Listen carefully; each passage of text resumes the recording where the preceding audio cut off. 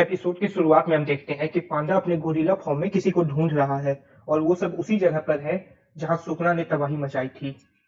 पांडा को वहां पर कासुकाबे मिलता है जमीन पे ऐसे ही बैठा हुआ, और कासुकाबे कहता है कि पांडा, इतादोरी ऐसा नहीं है जैसा तुमने बताया था। तो पांडा कहता है कि ये सब सुकना ने किया है, इसमें इतादोरी की कोई भी गलती नहीं है। तब कासुकाबे बोलता है कि तुमने तो कहा कि वो सुकना को कंट्रोल कर सकता है, बट ऐसा तो यहाँ पर कुछ भी नहीं है। अब मैं भी सभी के साथ हूँ कि गोजो के जाने के बाद हम इतादोरी को ऐसे नहीं रख सकते, हमें इतादोरी को मारना पड़ेगा।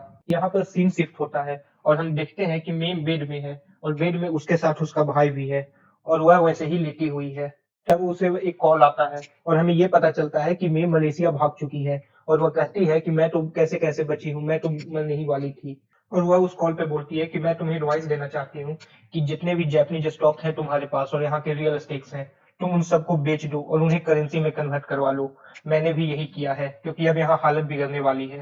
सीन यहाँ पर शिफ्ट होकर उसी जगह पर जाता है जहां हमने पिछले एपिसोड में देखा था कि माहितो अपनी जिंदगी के लिए गड़गड़ा रहा है और सामने में केंजाकू खड़ा है। केंजाकू माहितो से कहता है कि क्या तुम चाहते हो मैं तुम्हें बचा लूं। तभी इतादोरी बोलता है कि हमें गोजो को वापस दो। तब केंजाकू बोलता है कि पुराने लोगों को भूल जाना चाहिए, और केंजाकू ये भी बोलता है कि पुराने लोगों का मानना है कि जमीन में एक कैक्टस रहता है जिससे हिलने से ही यहाँ पे भूकंप आते हैं। तभी यूजी देखता है कि उसके पैर के नीचे गड्ढा सा है और वह नीचे गिर रहा है। तभी कंजाकू बोलता है कि क्या हुआ, तुम्हें क्या लग रहा है कि तुम नीचे गहराई में गिर रहे हो जमीन के अंदर। बट ये सिर्फ तुम्हें लग रहा है, दूसरे लोगों को बस ये लग रहा होगा कि तुम जमीन में फिसल कर गिर गए हो। मैं ऐसे ऐसे काफी सारे कर्स स्पेड को यूज कर सकता हूँ, चाहे वो सेमी फर्स्ट ग्रेड के ऊपर हो, एंड तुम उनके टेक्निक को समझते ही रह जाओगे और तुम्हारा खेल खत्म हो जाएगा। यूजी फिर भी केंजाकू पे अटैक करना चाहता है। तभी केंजाकू एक कर्स स्पेड को छोड़ता है जो कि यूजी की पूरी हालत खराब कर देता है और उसके बॉडी पर हर जगह पे कट रहता है और खून निकल रहा होता है। तभी पता नहीं क्या माइटो को सोचता है कि वह केंजाकू पे ही अटैक कर देता है, तो केंजाकू इस अटैक को डॉज कर देता है।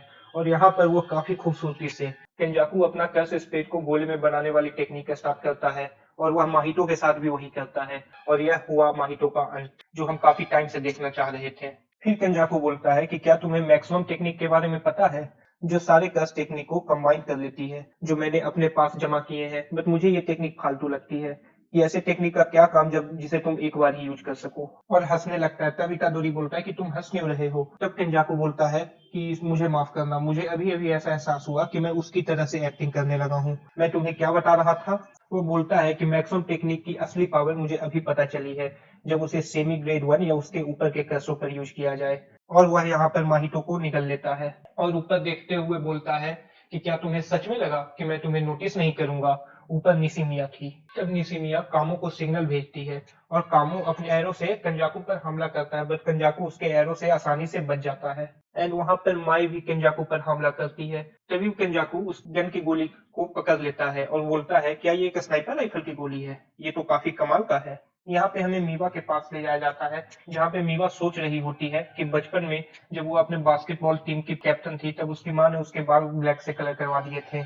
उसके मेंटर से मिली एंड उन्होंने सोचा कि यह एक जेजे के सॉर्सर बनेगी, एंड जिस उम्र में उसे खेलना चाहिए था उस उम्र में उसके हाथ में तलवार पकड़ा दिया गया एंड ये उसे करना पड़ा क्योंकि वह मरना नहीं चाहती थी। एंड यहीं पर मीवा की एंट्री होती है पीछे से, जो कि अपने न्यू शैडो स्टाइल टेक्निक से केंजाकू पर हमला करती है। तब केंजाकू यहाँ पर आसानी से उसका भी अटैक रोक लेता है एंड उसके स्वॉर्ड को तोड़ देता है। तभी केंजाकू के पीछे से एक बहुत ही बड़ा कर्स स्पीड निकलता है, बट वहां पर एक एक्सप्लोजन होता है एंड यहाँ पर सारे लोग आ जाते हैं मीवा और इतादोरी को बचाने के लिए। पांडा यहाँ बोलता है कि अब तुम यूजी ही हो ना। तन्वी बोलता है कि ये तो गेटो है ना, इसी के पास रिलम होना चाहिए, राइट। तब पांडा बोलता है लग तो रहा है कि ये गेटो ही है। तभी यहाँ पर जेसो आ जाता है और जेसो बताता है कि उसके 3 पेरेंट्स थे।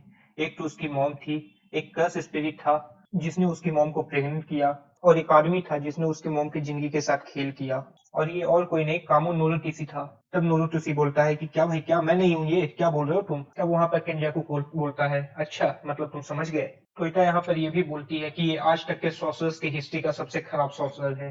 तब यहाँ पर केंजाकू बोलता है कि मुझे अलग अलग नामों से पहचाना जाता है एंड उसमें से जो तुम बोल रहे हो वो उसमें से एक है। तभी यहाँ पर जोसो को गुस्सा आता और ये बोलता है कि तुम्हारी हिम्मत कैसे हुई मेरे ही हाथों से मेरे छोटे भाई को मरवाने की कोशिश करने की। चोसो यहाँ पे यूजी की बात कर रहा था क्योंकि वो यूजी को अपना छोटा भाई मानता है। तब यहाँ पे हमें चोसो के दिमाग के अंदर क्या चल रहा है ये दिखाया जाता है और हमें ये भी पता चलता है कि ये उसकी टेक्निक की साइड इफेक्ट है। वो जोसो को पहले ही पता चल जाता है एंड वो इन सब से काफी ज्यादा अटैच होता है।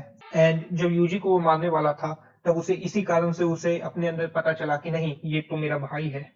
एंड जोसो अपने टेक्निक को यूज करते हुए बोलता है कि अगर ये बंदा किसी की बॉडी में भी जा सकता है एंड इतने सालों तक जिंदा रह सकता है, तो और भी बहुत सी चीजें पॉसिबल हैं। और अब मेरा टाइम आ गया कि मैं एक बड़े भाई होने का फर्ज निभाऊं।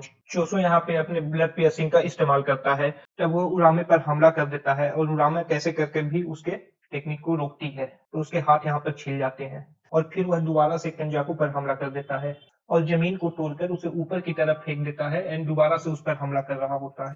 और केंजाकू यहाँ पर अपने कर्स स्पीड की वजह से बच जाता है और वह दोबारा जैसे ही जोसो पर हमला कर रहा होता है, जोसो अपने टेक्निक से उस कर्स स्पीड को बीच से ही काट देता है। पर केंजाकू किसी तरह से जोसो के एकदम पास पहुंच जाता है और उस पे अपने एक कर्स से हमला करता है और उसे नीचे फेंक देता है। पर जोसो किसी तरीके से अपने टेक्निक की वजह से वहां पर बच तो जाता है, पर उसे काफी चोट आई हुई होती है। बट फिर भी जोसो उठता है और फिर से केंजाकू पर हमला कर देता है। फिर किंजाकू एक कर्स स्पीड की मदद से उसके हमले को रिफ्लेक्ट कर देता है और फिर दोनों एक दूसरे के साथ हैंड कॉम्बैट में आ जाते हैं। और हम देखते हैं तो किंजाकू यहाँ पर जोसो पर भारी पड़ रहा होता है और वह बोलता है, इतनी कोशिश भी मत करो, तुम यहाँ पर हार गए हो ऑलरेडी, तुम काफी ज्यादा थके हुए हो। तब जोसो बोलता है कि क्या हुआ, मैं इस कारण से अपने भाई को नहीं छोड़ सकता। तब हमें पीछे में दिखाया जाता है कि पांडा कहता है, मैं बस यहाँ पर पूछ रहा हूँ, क्या यह तुमसे रिलेटेड है? तब इतादोरी बोलता है, नहीं बिल्कुल नहीं, पिछली बार तो इसने मुझे मारने की कोशिश की थी और मैं कैसे कैसे बचा था। टोडो भी तुम्हें भाई मानता है, तुम उससे भी रिलेटेड नहीं हो, तुम आखिर ऐसा करते क्या हो जो सब तुम्हें भाई मानते हैं, मुझे भी बताओ। तब कामू यहाँ पर कहता है कि जो भी हो, बट इसके इंटरफेरेंस की वजह से हम यहाँ पर कंजाकू पर हमला कर सकते हैं और इस चीज को यूज कर सकते हैं। तब पांडा बोलता है कि मेरे पास अभी 2 लाइफ बाकी है, मैं सबसे आगे जाऊंगा और हम लोग यहाँ पर इकट्ठे उस पर हमला करेंगे। तभी हम लोग देखते हैं कि सब लोग कंजाकू पर हमला करने के लिए रेडी होते हैं और आगे बढ़ते हैं। तभी उरामे वहां पर अपने आइस टेक्निक से सभी को एक बार में ही जमा देती है। तभी केंजाकू बोलता है कि सबको नहीं मारना, हमें कोई ऐसा चाहिए जो कि इंफॉर्मेशन को पास कर सके। तब उरामे बोलती है, ये भी कोई रीजन है कि इन सबको जिंदा छोड़ दिया जाए, और वह अपने हाथ को ठीक कर लेती है। तब कासुकागे बोलता है, यह तो रिवर्स कर्स टेक्निक है और वो भी इतने हाई लेवल का, मुझे नहीं लड़ना, मुझे अपने घर जाना है। तब चोसो बोलता है कि इस लेवल की टेक्निक मुझे नहीं रोक सकती। तब उरामे उसके तरफ अपना फिंगर करते हुए बोलता है कि तुम क्या कह रहे थे। तभी हम देखते हैं कि पीछे से इतादोरी आकर उस बर्फ को तोड़कर चोसो को वहां पर बचा लेता है। तब उरामे यहाँ पर बोलता है कि तुम्हें पता भी है तुम किसकी बॉडी यूज कर रहे हो। फिर इतादोरी यहाँ पर सोचता है कि मेरे ऊपर जो आइस थी वो इतनी भी ज्यादा खतरनाक नहीं थी, मतलब ये हो सकता है कि यह किसी तरीका से सुकुना से कनेक्टेड है एंड मुझे नुकसान नहीं पहुंचाना चाहती। इतादोरी यहाँ पे जोसेफ से बोलता है कि क्या तुम अब हमारे साथ हो। तब जोसेफ बोलता है, नहीं, बट मैं तुम्हारा बड़ा भाई, बट मुझे प्लीज एक बार अपना बड़ा भाई बुलाओ। तब इतादोरी उसे देखते हुए बोलता है कि ये क्या मजाक है। वहां पर निसी मिया भी उससे बची हुई रहती है और वह सीधे उरामे पर हमला करती है, बट उरामे एक ही हाथ से उसे दूर फेंक देती है। तब निसी मिया बोलती है कि इतादोरी, इस वक्त हम ही 3 लोग यहाँ पर हैं और हमें किसी तरीके से इन सबको तब तक रोकना होगा जब तक आयोरी हमला करने के लिए तैयार नहीं हो जाती। तब उरामे बोलता है कि इंफॉर्मेशन को पास होने के लिए सिर्फ इतादोरी को जिंदा रहना जरूरी है, और वह उन तीनों को अपने आई से पकड़ लेता है और उन पर पूरी ताकत से हमला कर देता है। तभी हम देखते हैं कि यूकी वहां पर आ जाती है और इतादोरी को बचा लेती है और कहती है, कैसे होगे तो, क्या तुम अब मुझे उस आंसर का जवाब दे सकते हो, तो बताओ तुम्हें किस तरह की लड़कियां पसंद हैं। और यह एपिसोड यहीं पर खत्म हो जाता है। अब आगे क्या हुआ हमें ये अगले एपिसोड में ही पता चलेगा। So please like and subscribe अगर आप आगे के एपिसोड भी देखना चाहते हैं तो।